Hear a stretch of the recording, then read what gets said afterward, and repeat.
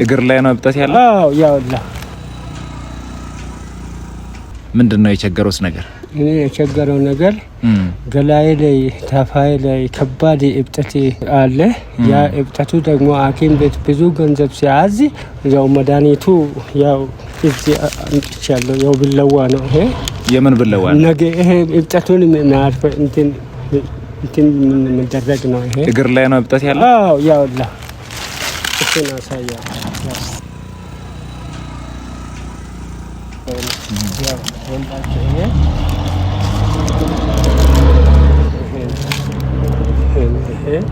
ምን ያህል ጊዜ ይሆናል ይሄኛው እብጠት እግር ላይ ከወጣ?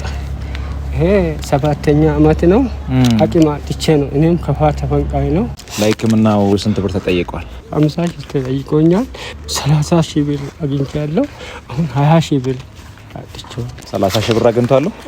20 ሺህ ብር ነው የሚያንሰው። 20 ሺህ ብር ሲምጥሽ እዚህ መኪና ውስጥ አለ። እኔን እሺ አይዞህ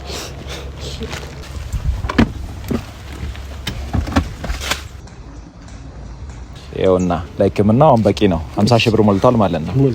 እኔ አይደለሁም የሰጠሁት። ዊንታ የምትባል ሂታችን ናት። እሷን ይመርቋት። እግዚአብሔር ይመርቃት።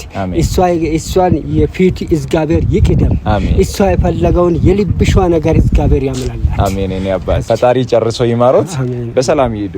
አሁን መንገድ ላይ ይቀመጡ፣ በሰላም ይሄዱ። እሺ እኔ አባት እኔ ምስኪን